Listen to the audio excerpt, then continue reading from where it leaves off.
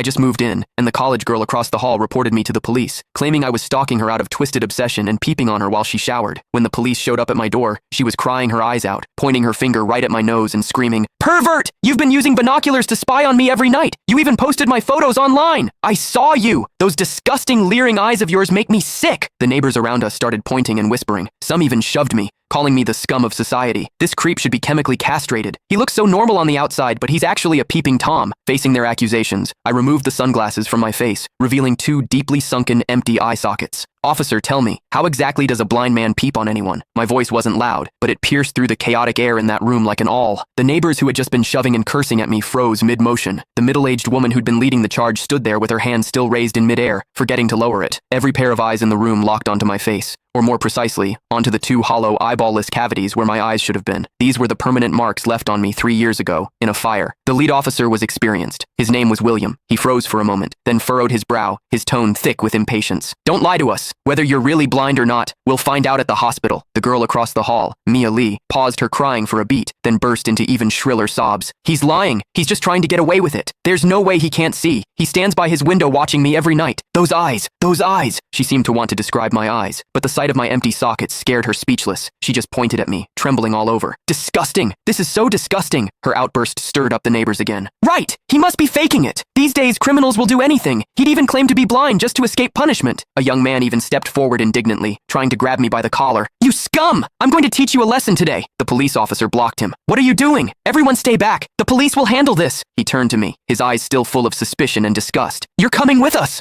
I didn't resist. I calmly held out both hands. Cold metal touched my wrists. Two younger officers flanked me on either side and led me toward the elevator. Behind me, Mia's crying mixed with the neighbors' curses into a chaotic din. "Scum of society! Get out of our community! Hope you rot in prison!" I could see the righteous expressions on their faces. I could also hear the pleasure in their voices as they trampled me into the mud. I stepped into the elevator. The metal doors slowly closed, cutting off the noise from outside. One of the younger officers, probably new to the job, couldn't help but ask me quietly, Are you really blind?" I tugged at the corner of my mouth but didn't answer. The other officer patted his shoulder, signaling him to keep quiet. But I knew that in their minds, the scales had already tipped completely in favor of that tearful young girl. After all, it was a young, pretty, pitiful college student on one side, and on the other, a suspicious man living alone, wearing sunglasses. In their eyes, it was crystal clear who was the victim and who was the perpetrator. What they didn't know was this: sometimes, what the eyes see is the biggest lie of all. And I, a blind man, had seen something that none of them had. For instance, when Mia accused me, her heartbeat was steady, without a single ripple of genuine emotion. The interrogation room at the police station was harshly lit by fluorescent lights, and the air smelled faintly of mildew. I sat on a cold metal chair. Across from me were William and a female officer.